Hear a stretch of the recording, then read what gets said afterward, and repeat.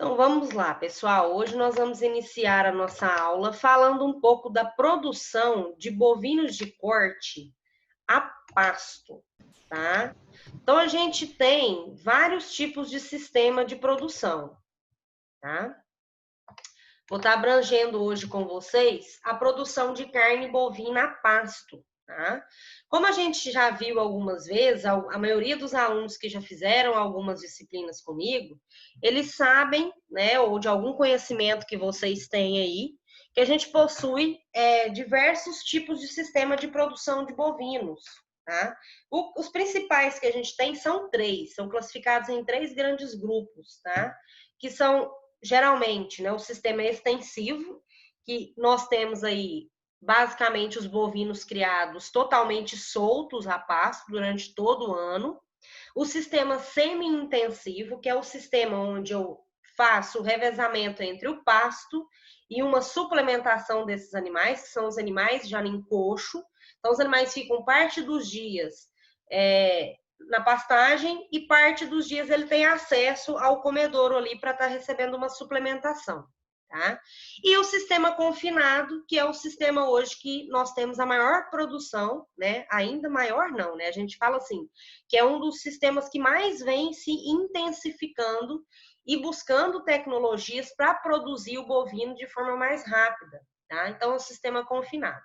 No entanto, pessoal, o que acontece com a produção de carne nossa que nós temos? Ainda 70% da produção de bovinos são em grandes áreas de pasto, tá? A gente vê que nós temos um bom desenvolvimento aí de confinamentos, né? O crescimento muito grande de confinamentos, mas ainda grande parte da produção de carne, ou seja, 70% do sistema de produção é a pasto. Decore isso aí, anotem no cantinho do caderno de vocês, que eu já estou dando a resposta da atividade de vocês lá, tá? Então, qual que é a maior produção que a gente tem hoje? É 70% a pasto. Por que que ainda nós temos essa 70% da produção a pasto? Vocês estão fazendo também forragicultura, então imagino que vocês tenham visto isso com o professor Rafael. Porque nós temos uma grande área de pasto, né? E essa grande área de pasto, esses hectares de pastagem que a gente tem, né, de área disponível para a produção de animais, torna a produção de carne competitiva. E principalmente o nosso rebanho de cria, que é a produção de bezerros. Então a gente necessita de uma área muito grande para desenvolver esses animais. Por isso que grande parte dessa produção ainda se encontra a pasto. E também, pessoal, devido ao preço, né? Vocês concordam comigo que produzir um animal solto a pasto é muito mais barato do que eu produzir um animal confinado, onde eu tenho que fornecer uma dieta que ela é balanceada ali todos os dias, que eu tenho que comprar um milho, a soja e etc. Então, a pasto se torna mais barato, mas também não é tão lucrativa, porque a gente percebe que o quê? A pasto demora mais tempo para mim terminar um bovino, tá? E com isso também a produção a pasto ainda é grande, porque a gente tem também o maior rebanho comercial do mundo. Como a gente já viu aí, nós temos aí hoje em torno de 208 a 220 milhões de cabeças de gado no Brasil, né? Então, o que que isso significa? Que nós temos um número muito representativo de número de bovinos. Então, a gente precisa de área para produzir esses animais, tá? Devido a isso, por que que o nosso rebanho bovino ele é tão visado, ele é tão caracterizado? Devido a essa competitividade. Por que que a gente exporta tanta carne para o Brasil? Devido a esse número, essa área grande que nós temos disponíveis, é uma grande vantagem para o pecuarista, né? Porque tem o menor custo de produção, né? Eu solto o animal lá no pasto, então eu não tenho tanta preocupação, né? A gente imaginava isso há anos atrás. Hoje a gente sabe que nós temos que trabalhar a nossa fazenda como uma empresa. Então nós temos que ter o manejo do pasto, porque senão a gente não vai ter qualidade, tá? Outra coisa que hoje a gente vê falar muito é o tal do boi orgânico. O que é esse boi orgânico? Segundo a maioria dos nutricionistas, é onde eu faço o sistema dos bovinos basicamente a pasto. E se eu fizer essa criação a pasto, a carne desse animal vai ser uma carne de melhor qualidade. né? Mas a gente sabe que isso não é comprovado cientificamente. Nós sabemos que os animais, por exemplo, que são criados a pasto, a carne, ela tem uma diferenciação de coloração. A carne é um pouco mais avermelhada, né, devido às pigmentações da forrageira, né? Então a carne um pouco mais avermelhada, mas a carne do confinamento não é uma carne tão vermelha, porque a dieta daquele animal é um pouco diferente, né? O animal, ele não sofre tanto estresse, a gente sabe que o animal sofrendo um pouco mais de estresse, ele vai liberar mais cortisol, o cortisol também influencia sobre essa carne, mas não tem tanta diferença entre esse boi orgânico que eles falam e o boi confinado. A qualidade nutricional da carne são as mesmas, tá? No entanto, a gente sabe que o confinado, ele pode vir a ter um teor de gordura um pouco maior, tá? Mas a qualidade nutricional é a mesma. Só que o pessoal hoje que insiste, né, em querer consumir uma carne, como se diz o pessoal, é uma carne mais orgânica, né, mais natural, tá? Quando a gente sabe que a restrição da nutrição a pasto, então o animal, quando ele fica mantido só a pasto, eu posso ter uma lucratividade produzindo um bovino só a pasto? Sim, desde que eu maneje bem o meu pasto, que eu tenha forragem de qualidade para aquele animal consumir. Se aquele animal tiver que consumir terra, né, como a gente mais vê aí, o cupim, né, que é apenas não tem nem pasto para o animal pastejar, e isso não é adequado. Consequentemente, o animal vai ter um longo período de produção. Como a gente já viu nas aulas anteriores, o animal vai demorar aí 24 meses para terminar, né, que é engordar. E isso não é interessante. A mesma coisa é a recria e a engorda. Eu vou ter um menor desfrute, ou seja, aquilo que está entrando na minha propriedade de gasto, eu não vou estar recebendo como lucratividade. Então, eu vou ter um menor desfrute, uma menor lucratividade daquilo que eu estou trabalhando. Então, isso não é interessante, tá? Aí vocês me perguntam, professora, qual o melhor sistema de produção? Qual que é o melhor sistema de produção que eu posso utilizar? Aí eu respondo para vocês: não existe um melhor sistema de produção. O que vai determinar se o sistema é compensatório ou não é o seu objetivo e a condição de produção que você tem. Por exemplo, você tem um objetivo de fazer o manejo de sistema de cria, que é a produção de bezerros. Então, como a gente já viu nas aulas anteriores, vocês precisam de touros na propriedade, das matrizes e vai ter bezerro.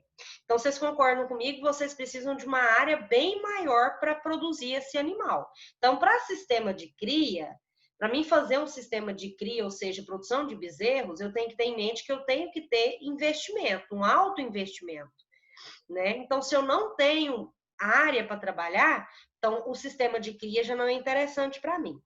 Quando as pessoas hoje vão começar um negócio, o ideal é que eles iniciam no sistema de terminação. Por quê? É um sistema que eu consigo trabalhar com áreas menores, consigo colocar um número maior de animais juntos e eu tenho um custo não tão grande em relação ao sistema que eu preciso de uma área muito grande para trabalhar. Então, eu consigo ter uma boa lucratividade fazendo um sistema de confinamento. Aí vocês vão me falar, professora, mas o confinamento gasta muito dinheiro, principalmente na nutrição. Só que aí o investimento, por exemplo, que você ia fazer na compra de áreas para produzir bezerro, você engorda boi. Então, você busca, né, patrocínios, busca a forma de obter, né, um milho, uma soja, um farelo de milho, um sorgo, aquilo que você tem mais próximo da sua região.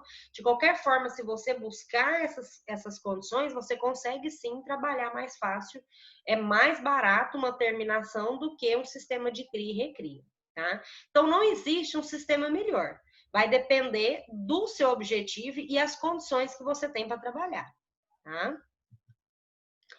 Quando a gente fala de termos técnicos que são usados, né, que são empregados na bovinocultura, a gente trabalha aí com alguns termos, tá? Por exemplo, taxa de lotação. O que é a taxa de lotação? É o número de animais por unidade diária. Aí é onde a gente trabalha, pessoal, com o que a gente chama de UA. unidade animal. E até esses dias eu fiquei sabendo que o professor Rafael perguntou o que era isso e ninguém soube responder. Eu quis morrer, porque a maioria dos meninos aí que estão fazendo forragem já fizeram bovinho de leite. E eu ensinei o que é o UA, como que calcula a área de piquete. Pelo amor de Deus, pessoal. Então, vamos lá. O que é a taxa de lotação? A taxa de lotação é o número de animais que eu preciso colocar naquela área. E como que eu calculo isso? De acordo com a unidade animal. UA, unidade animal. O que é essa unidade animal? Equivale a cada animal. Ou a cada vaca, ou a cada bezerro, ou a cada boi. Só que a gente fala mais isso em relação a animais já adultos. Então, unidade animal se refere a animais de até 450 quilos, tá? Por que a gente tem essa palavra taxa de lotação? Porque se eu tenho ali 10 mil metros quadrados de área, eu não vou colocar 50 vacas em 10 mil metros quadrados. Por quê? Porque eu tenho que saber o número de animais adequados por área. Porque quanto maior a quantidade de animais que eu coloco, é menos pasto que vai ter disponível. Então, eu preciso trabalhar uma taxa de lotação adequada. Não adianta eu ter uma área muito grande e não saber colocar uma quantidade de animais adequada. Porque acaba que o pasto também não vai conseguir fornecer forragem para aqueles bovinos, o peso adequado que eles precisam. Por quê? É o que a gente chama de capacidade de suporte de uma pastagem. O que é a capacidade de suporte de uma pastagem? É o número de animais que vão estar numa certa área de pastagem e esse pasto, ele tem que suportar, ou seja, ele tem que ter boas condições para fornecer capim para esse animal durante todo o ano. Tá? Sem prejudicar o seu desenvolvimento, a sua cobertura.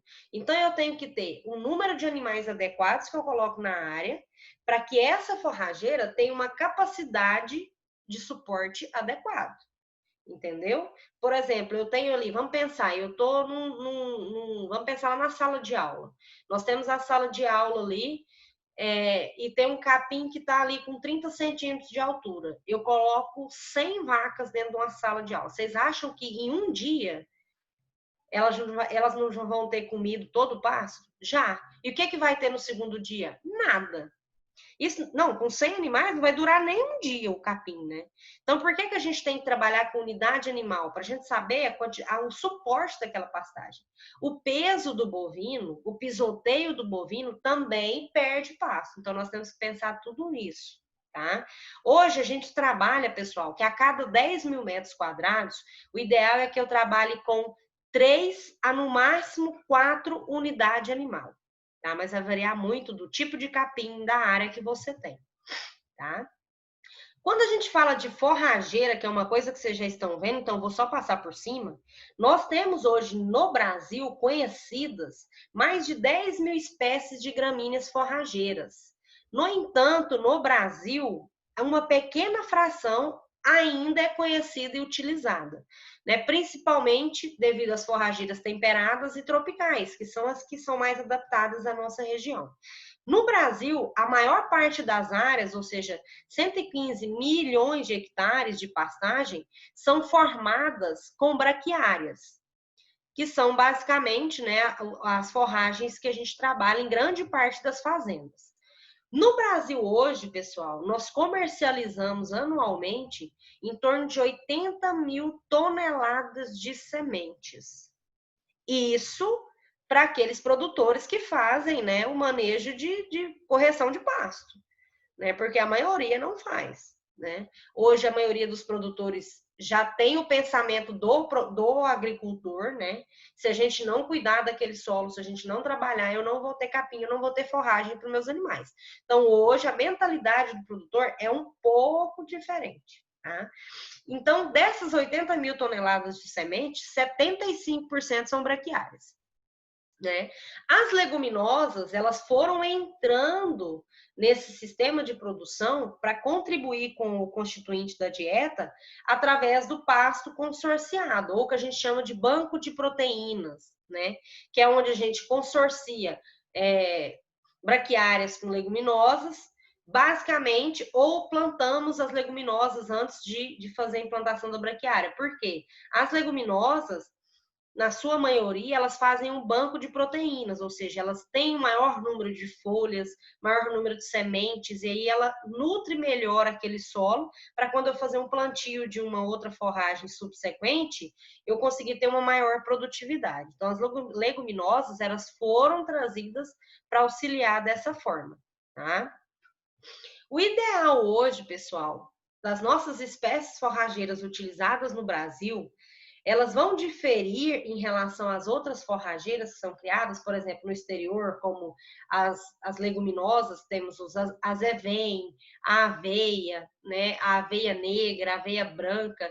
Então, as nossas forrageiras, elas diferem quanto a quais características? Elas têm mais resistência a pragas e a doenças, né? Então, elas suportam mais esses sistemas, né, de condições de doenças. Exigência de solo, então elas não possuem, a maioria das nossas forrageiras não tem tanta exigência do solo.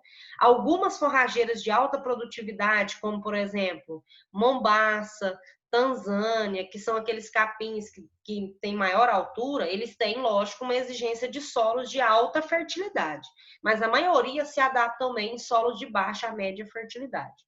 A flexibilidade de manejo, o que isso significa? Alguns produtores manejam bem o pasto, ou seja, coloca poucos animais, outros produtores colocam muitos animais, e a gente sabe que mesmo assim as forrageiras ainda conseguem se adaptar bem e produzir. Tá? A produtividade por unidade diária, isso vai variar de acordo com a forrageira que eu estou utilizando na minha propriedade. Então, se eu seleciono, lógico, que uma forrageira mais baixa, por exemplo, um quincuio, ou um capim estrela, um tifton, que são capins mais rasteiros, lógico que o animal ele vai comer mais, ele vai pisotear mais. Então a gente tem que pensar em braquiárias maiores, né? Mombaça, Tanzânia, um tifton a gente utiliza mais, mas para equinos, né? Ou capim elefante, para suplementar esses animais. Então tem várias forrageiras que podem ser adquiridas, né? O braquiarão, né? Então vamos lá, pessoal. O que acontece que tem a principal característica das nossas forrageiras? Anotem isso aí também, tá? Tem questões. Forrageiras tropicais, que são as nossas forrageiras. Qual que é a época em que as forrageiras mais têm produção? 75% da produção das nossas forrageiras são no período das águas, tá? Então é um período que a gente tem maior quantidade de chuva, maior umidade. Então, as forrageiras, elas crescem mais na época das águas. E 25% da nossa produção, pessoal, é no período seco, tá? Então, anotem isso aí que tem atividade, vocês vão conseguir responder. Então, 75% das águas e 25% são no período seco, tá? Professor, Oi.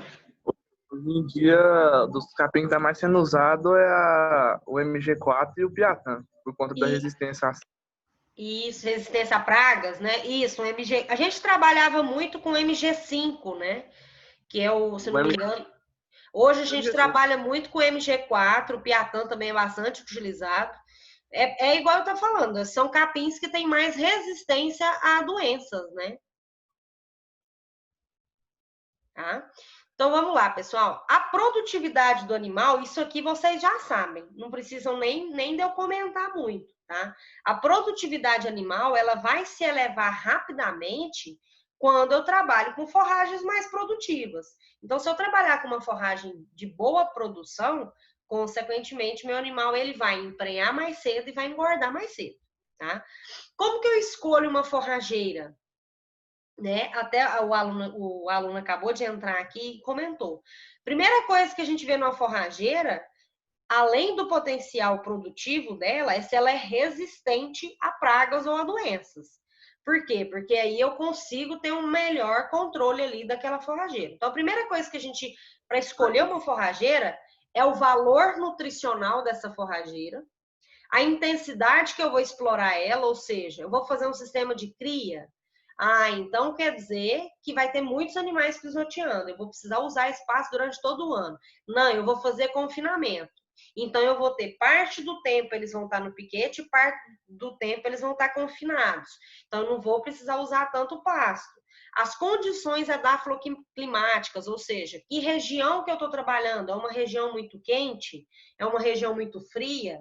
Né? Então, a gente sabe que se eu for trabalhar numa região muito fria, eu tenho que adquirir forrageiras de inverno.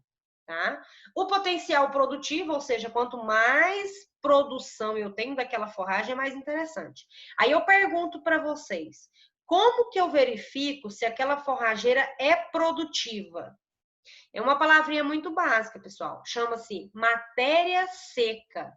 Quanto maior o número de matéria seca daquele capim, melhor vai ser a produtividade dele. Também a gente olha a altura, né? Mas também, por exemplo, a altura significa, se, por exemplo, um MG4, igual a aluna acabou de comentar, é um capim mais alto, tá? Então, ele produz em média, ele vai produzir em média aí uma matéria seca para um bovino acima de 35%, 40%. Então, isso é muito bom para o animal, tá?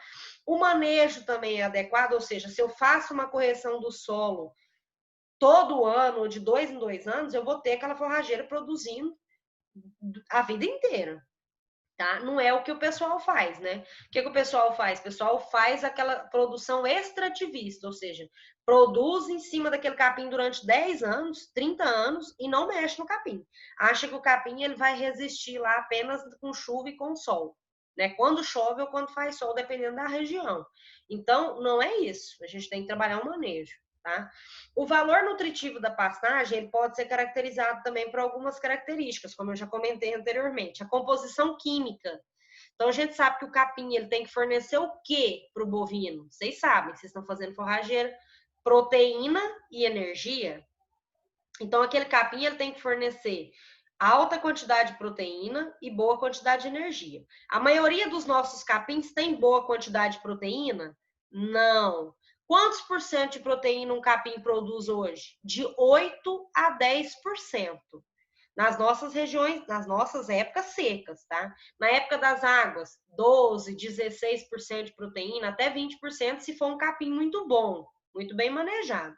Mas, em média, os nossos capins produzem de 8 a 10% de proteína, que não é adequado para suprir a exigência dos bovinos. Os bovinos precisam de acima de 18% de proteína para suprirem seus percentuais de ganho, tá?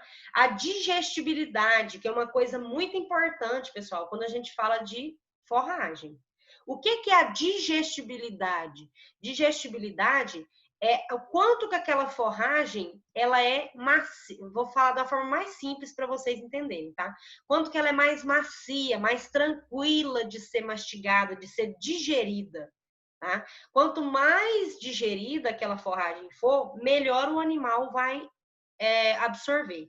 Então, por exemplo, se vocês têm lá um pasto que ele está muito alto, ele passou do ponto, ele já começou a ficar duro, com alta fibra, vocês concordam comigo que a digestibilidade vai abaixar muito. O bovino, ele não consegue mastigar bem aquele capim, ele não consegue digerir.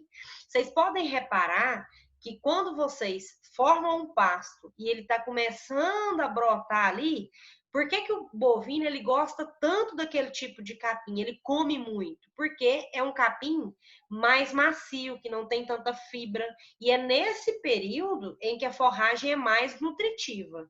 Então, por isso que a gente tem que trabalhar uma boa composição química, ou seja, com uma alta quantidade de proteína e de energia, uma boa digestibilidade e um bom valor nutritivo. Vocês vão ver mais para frente por que a gente tem que trabalhar a entrada e a saída dos animais do pasto, para evitar que o pasto fique muito duro, ou seja, fique muita fibra, muito talo, né? Por causa da digestibilidade, tá? O que o pessoal faz muito hoje, que vocês até veem, o que o pessoal faz muito com bovino? Vai lá, colhe a cana e solta, ou colhe a cana, ou milho, e solta os animais na palhada. Aquilo ali, pessoal, é só para encher bucho de animal, tá? Porque é pura fibra. A fibra, ela não digere bem, né? Lógico que quanto mais o animal mastiga, mais ele vai produzir saliva. E isso impede o animal de ter problema digestivo. Mas não auxilia em nada o animal a engordar, tá? Então o animal fica ali o dia inteiro perdendo tempo. Com relação ao ganho de peso do animal, existem duas características, né? Que é quando eu tenho uma boa quantidade de forragem, uma boa qualidade, ou seja, o animal vai engordar muito rápido.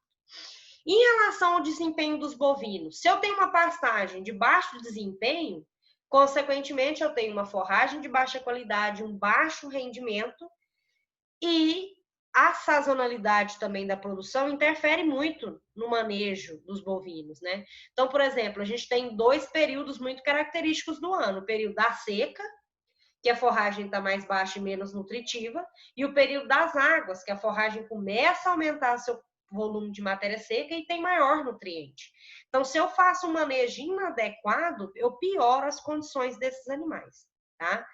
Por exemplo, como a gente comentou na aula passada, as matrizes. No sistema de cria, é extremamente importante, como a gente até já viu nas aulas anteriores, é extremamente importante eu ter um animal com bom score de condição corporal, tá? Então, se eu tenho um pasto e a matriz está num pasto bom, ela vai parir em um bom estado. E, consequentemente, ela vai retornar mais cedo à reprodução. Tá? Ou seja, um pasto de qualidade, ele vai nutricionalmente melhorar a condição daquela vaca. E qual que é o score de condição corporal ideal para uma vaca parir? Não para ela ser mantida na fazenda, tá? Para ela parir. Ela tem que estar no score de condição corporal de 5 a 6. Porque se ela parir, ela vai perder 1 a 2 score de condição corporal. Então, se ela der com 5, ela vai perder, ela vai lá para 2,5. Então, vocês concordam comigo que emagrece muito. Então, por isso que eu tenho que trabalhar com um pasto bom, para que essa vaca ela consiga parir, mas não tão pesada também, tá, gente? Acima de 6 também já é prejuízo, que aí ela não consegue parir, aí tem partos distóxicos, né? Mas o ideal é 5, um score 5. Porque se ela perder, ela perde ali 4, vai para score 2,5 a 3. Então, ela ainda consegue entrar no cio mais cedo. Então, por isso que a gente tem que trabalhar tão bem os nossos pastos. Essas imagens que vocês estão vendo aí são as situações de pasto que a gente tem hoje. O de baixo ainda tá bonitinho, né? Que ainda tem forragem. O de cima, o animal tá comendo o quê? Terra, lambendo a terra. Terra tem nutriente? Pode até ter, né? Mas a forragem é melhor para o animal do que a terra, tá? Então, vocês podem ver aí que basicamente isso aí não é nem criação de bovino, né? Criação de cupim, tá? Então, isso aí não é o ideal, pessoal. Quando a gente vê esse tipo de solo aí desse jeito, o que que isso significa? Eu não sei se o Rafael já comentou com vocês. Quando a gente vê esse tipo de pasto aí, isso é um pasto que faz muitos anos que ele não foi bem manejado, ou seja, não foi corrigido. Então, aí consequentemente, é um pasto ácido. Ele tem alta quantidade de metais pesados, de ácido mesmo. Então, é por isso que a gente tem que corrigir o solo, para evitar esse tipo de problema, tá? Outro problema que nós temos também muito, pessoal, é erosão. Vocês podem ver nessa foto de cima que quando a gente não põe, né, não faz um manejo adequado, não utiliza uma forrageira que tenha uma estrutura de raiz mais profunda, ela não estrutura o solo. Então, qualquer chuva, qualquer coisa que aconteça de diferente vai causar erosão. E a erosão, ela leva os nutrientes, ela leva a raiz, e aí, consequentemente, depois eu não consigo recuperar aquela área. Outro problema que a gente tem, e que agora, nessa época, a gente está enfrentando muito isso, são as queimadas, né? A gente sabe que há muitos anos atrás, acho que a maioria de vocês aí, né, conviveram em fazenda, moraram em fazenda, os nossos avós tinham o costume de falar que quando a gente botava fogo no pasto, não, vamos botar fogo no pasto, porque aí se eu botar fogo, vai queimar tudo bactéria que tem, vai queimar todo o capim e vai rebrotar um capim melhor. É totalmente ao contrário, pessoal. O fogo, quando a gente queima, ele perde grande parte dos nutrientes por lixiviação, ou seja, por evaporação, tá? Tanto pela chuva quanto por evaporação. Então, eu queimo a raiz das forrageiras, eu desestruturo o solo, a queimada ela não faz bem para o solo, porque quando eu desestruturo a flora ali do solo, ele demora em torno de 5 anos para recuperar. Então, não existe esse manejo mais de fogo. Ainda tem algumas fazendas que fazem isso? Ainda tem. Hoje não estão fazendo tanto igual antigamente, porque é crime ambiental. Mas a gente tinha esse sistema de queimada de pasto. Tá? Quais são as principais forrageiras que são indicadas para o gado de corte no cerrado?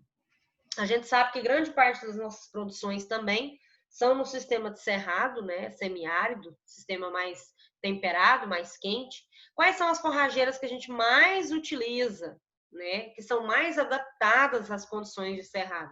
Então nós temos as braquiárias, braquiária decumbens, a braquiária brisanta, que é o que a gente conhece como nome científico CV marandu, a braquiária unidícola, dictionary. A gente tem os capins andropógons, são os capins que maior assim, enraizamento, que a gente fala, né? Então, são capins que são mais adaptados às regiões de cerrado. Então, suportam mais as pragas, as doenças, suportam mais as condições de alta temperatura, de desestruturação do solo, tá? Então, quando eu vou pensar em produção de bovino, a primeira coisa que eu devo pensar é em melhorar a produção de forragem e não a suplementação. Por quê? Suplementação é caro. Eu não vou trabalhar o ano inteiro suplementando animal. Se eu for suplementar um animal o ano inteiro, é mais barato eu colocar ele no confinamento. Tá? Então eu tenho que pensar o quê? É mais barato quando o próprio animal colhe o seu alimento na pastagem, do que o homem ter que fornecer uma suplementação. Tá? Quem trabalha aí, pessoal, quem mexe com isso, a gente tem alguns alunos que trabalham nessa área, o Fernando aí, por exemplo, que já mexe nessa parte comercial. Vocês têm noção de quanto que custa um saco de 25 quilos de proteinado ou de núcleo? Eu não sei se o Fernando tá aí. Proteinado, nosso, vou pelo nosso aqui. Eu tenho um proteinado hoje de baixo consumo, ele com 18% de proteína e, por exemplo, 5% de ureia, ele sai praticamente a R$32 o saco de 30 quilos, né? R$32, né? 32. Agora na seca, né? Ele tava mais barato, mas agora, por conta de milho e as matérias-primas estão todas caras agora, por conta Mas aí, esse aí é de baixo consumo, né? E o de alto consumo? De alto consumo, ele é 15% de proteína com 3% de ureia, vai sair em torno de 31,50, 31,80, por aí.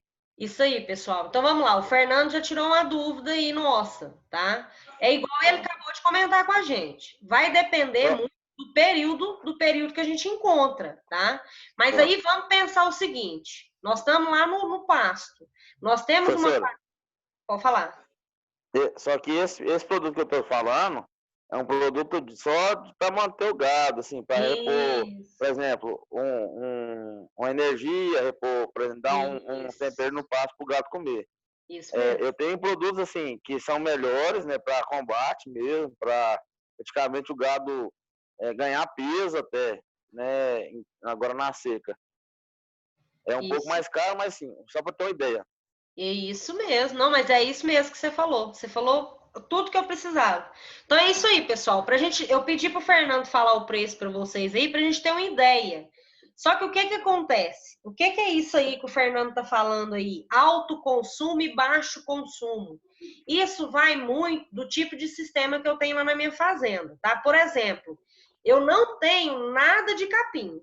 Então tá faltando o quê? Muita proteína e energia. Então eu tenho que fornecer uma suplementação. Se eu fornecer uma suplementação para aquele animal, ele vai ter um alto consumo. Por quê? Porque ele está suprindo as suas exigências nutricionais, tá?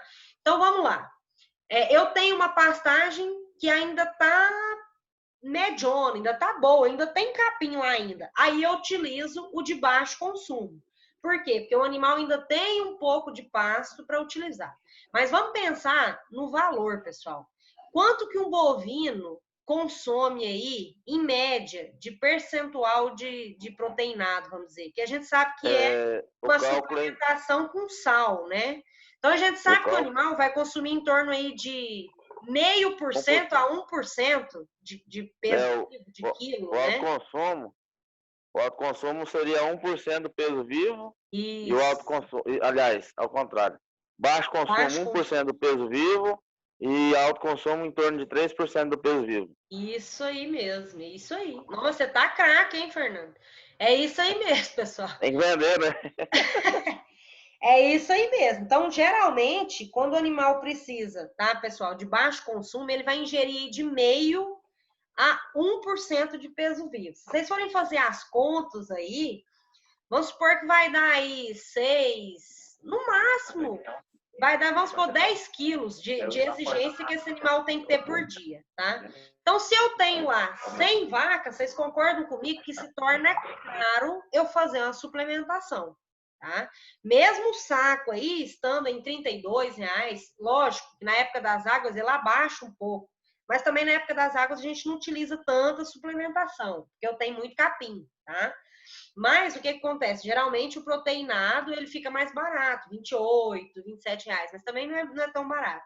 Então é só para demonstrar para vocês que a suplementação ela se torna cara. Então é muito mais barato às vezes o produtor trabalhar com manejo de pasto, tá? O que é o outro critério que o pessoal utiliza além da suplementação? A utilização Professor, de um pasto vedado, tá? Só falar. quando que eu sei que eu preciso usar uma suplementação? Vai do animal, de como que eu tô vendo, quando que eu sei? O que acontece? Eu acho que é o Ronilson que tá falando, né? Ronilson, o que acontece? Como que eu sei quando que eu tenho que fazer uma suplementação? Primeira coisa, é quando o capim já está muito baixo. Capim abaixou muito o animal, e aí o animal responde automaticamente. Então, você verifica duas coisas, o capim e o animal. O animal, quando ele não tem capim ali, quando ele não está suprindo a sua exigência, a primeira coisa que ele faz é emagrecer. Então, o animal, ele emagrece muito. Então, se o animal emagreceu bastante e você não tem capim, não tem de onde tirar esse capim, aí você vai utilizar a suplementação. Outra coisa, por exemplo, você trabalha com uma fazenda de produção de bezerro, produção de cria, e você tem um capim medião ali, vamos supor, tá na altura do seu pé ali, vamos dizer, para não falar que tá muito ruim, tá? Eu tenho capim, mas as minhas vacas, elas estão demorando demais a entrar no cio. Aí é a hora que você tem que entrar com a suplementação, porque a gente sabe que vaca magra demais não emprenha. Então, duas coisas que a gente olha. Não tenho pasto e os animais estão muito magros, eu tenho que utilizar uma suplementação, tá? Porque aí vai demorar muito. Ah, mas eu não tenho condição. Eu vou manter os animais no pasto. Tudo bem, mas vai demorar muito tempo para esses animais se recuperarem. Por isso que a gente utiliza a suplementação, tá? Só para a gente finalizar aqui, porque eu acho que já está quase dando a hora de eu dar o tempo para vocês responderem as atividades aí. Qual que é o principal objetivo da nossa pecuária brasileira hoje? É ter o máximo de produtividade por hectare. Então, se eu tenho uma alta... Oi? Só na ideia que o Ronilson falou, que eu esperei só terminar, mas ele só já continuou outro assunto. Pode falar. Eu costumo dizer o seguinte, a linha de nutrição, por exemplo, proteinado, a gente atinge o seguinte, para atingir o maior índice corporal antes do prazo. Por exemplo, você tem um gado, você quer chegar ele primeiro, por exemplo, de 3 a 4 meses, você quer abater ele, então você entra com proteinado mesmo na água, né, ou na seca, para ele, né, ter um ganho maior, chegar o gado mais próximo. Sim, com prazo, né? Você que tem um prazo, quer abater o gado com um prazo menor, conseguindo uma arroba no peso dela diário, você usa a ração, né? Então, assim, a gente usa mais esses quesitos, assim, em questão de proteinado, né? Mas, assim, mesmo na água, é bom você usar o produto por conta disso, que você vai ter um ganho maior além do pasto, né? Que vai servir como um tempero, na verdade, para o gato comer aquele pasto.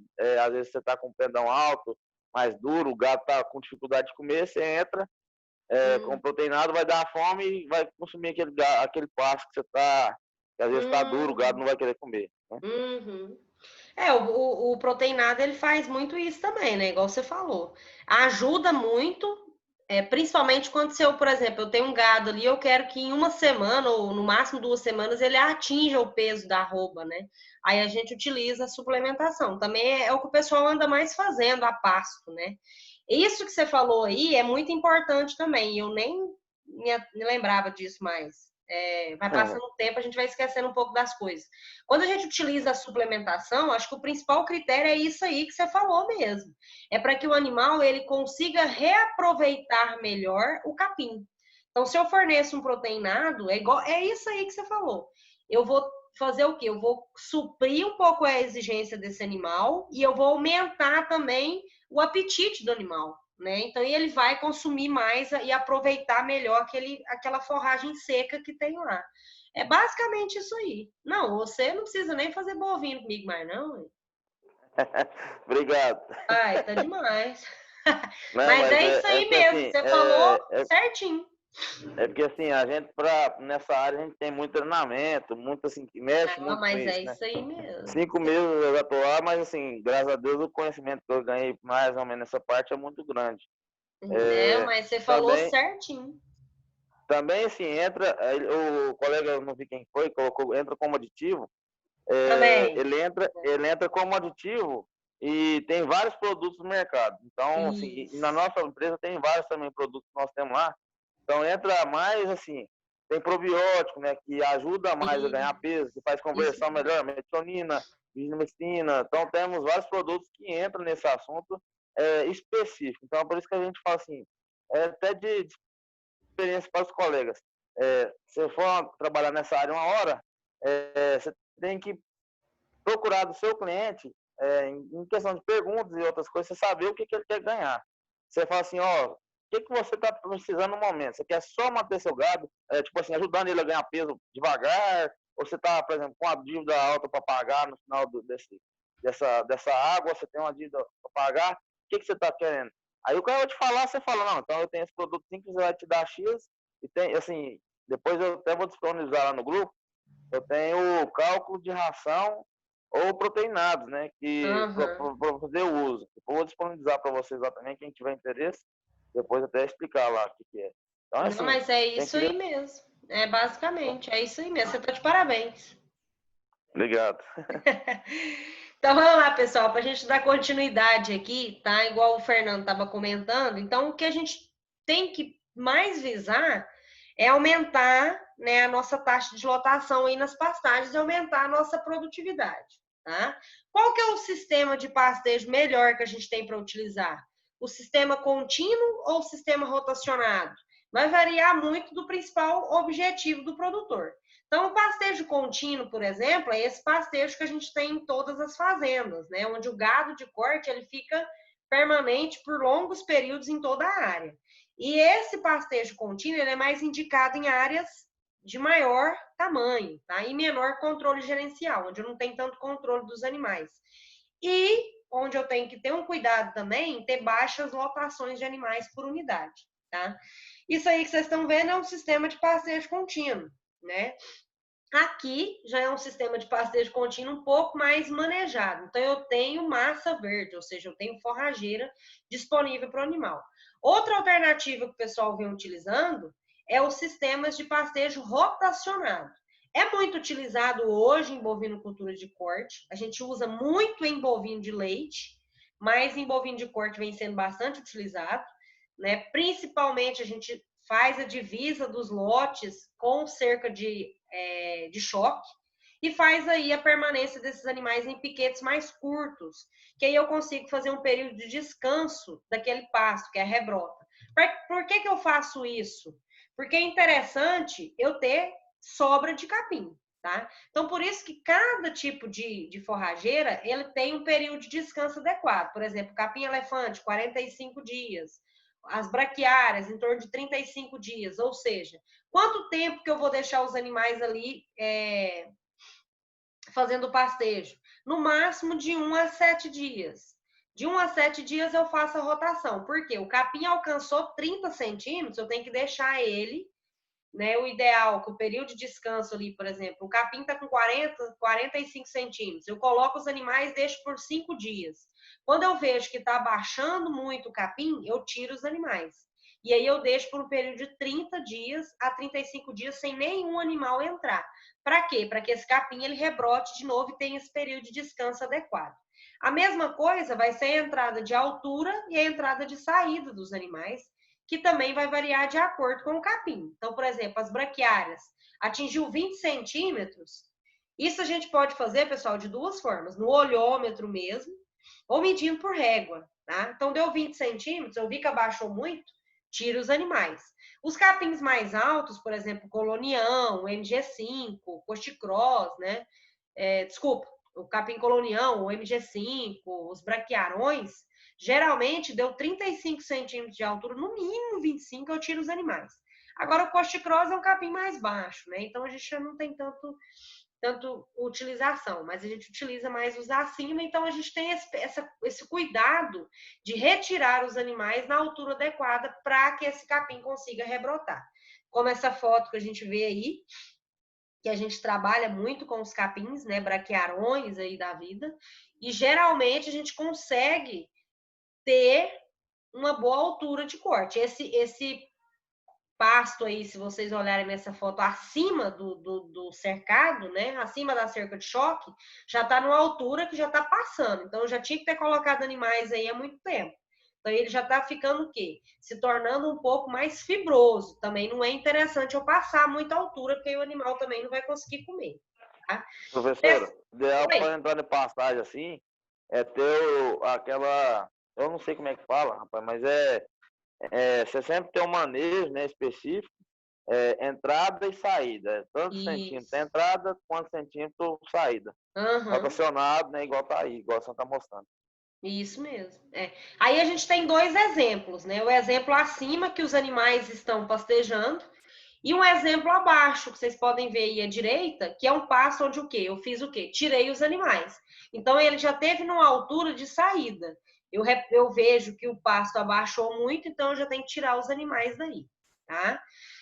Então, quais são as estratégias, além dessa estratégia de pastejo rotacionado que a gente tem, o que eu posso utilizar também para tornar essa pastagem mais eficiente?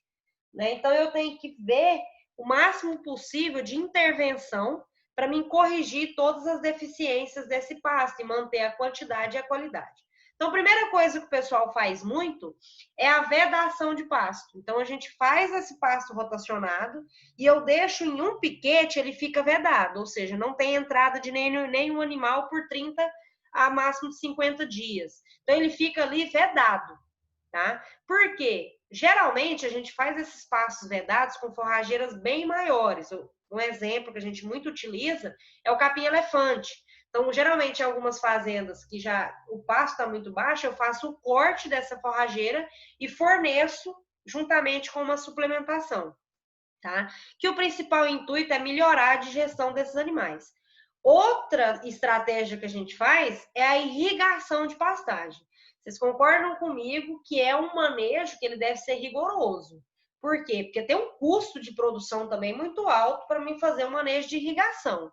Então, eu tenho que ter um pivô central, eu tenho que ter um controle da quantidade de água, que também pode interferir na sanidade dos bovinos, tá? Mas algumas fazendas adotam, sim, esse sistema de irrigação, mesmo sendo caro. A maioria das propriedades hoje adotam essa estratégia aí, né? Só que o pivô central, ele vai rodando com o passar do tempo toda a área de piquete. Tá? E a terceira estratégia que o pessoal utiliza é geralmente a suplementação com forrageiras de inverno, tá?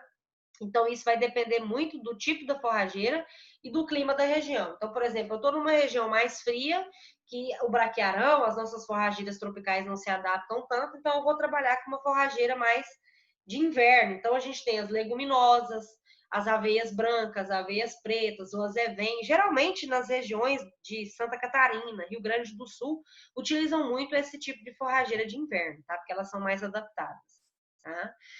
Além disso tudo, é essencial que a gente tenha um conhecimento do processo produtivo daquela área, ter uma boa administração na minha fazenda, né? Igual a gente até comentou aí com o Fernando. essa administração, a principal coisa que a gente tem que ter em mente é quando que eu vou fazer a suplementação ou não. Então, é uma forma de administrar bem aquela propriedade, tá? O conhecimento da fisiologia da planta, eu preciso entender, né, se aquela forrageira que eu estou utilizando, ela é adequada com aquele solo que eu tenho. Por isso, pessoal, vocês devem estar vendo isso aí com o professor Rafael. Primeira coisa que a gente faz numa fazenda, antes de eu implantar qualquer forrageira, é a análise do solo. Então, eu faço a coleta do solo em movimento zigue-zague, ou seja, fazendo a área mais homogênea possível. Então, a primeira coisa que eu faço é a coleta do solo. Coletei o solo para mim saber o que tem no meu solo. Se ele está com boa quantidade de nitrogênio, fósforo, potássio, de macro e micro minerais, zinco. Então, assim, tudo a gente tem que ter em mente. E a partir daí, eu vi o que eu tenho no meu solo. Ah, meu solo é de baixa fertilidade. Ah, não, meu solo é um latossolo, um solo vermelho, alta fertilidade. Não, meu solo é arenoso, é areia. Então, qual forragem que vai estruturar melhor, que vai resistir melhor? Então, isso tudo também a gente tem que conhecer. E a fisiologia do animal que eu vou trabalhar, tá? Eu posso fornecer, no sistema de pasto, a mesma quantidade de concentrado, ou seja, a mesma quantidade de ração que o animal recebe no confinamento, só que no pasto? Posso fazer. É igual ao que nós acabamos de comentar aí com o Fernando. Economicamente, vai variar de acordo com o objetivo do produtor. Se o produtor quer terminar aquele bovino ali mais cedo, ele pode até fornecer uma quantidade mais alta de concentrado, tá? E aí, isso também vai auxiliar no quê? No animal aproveitar melhor a forrageira, tá?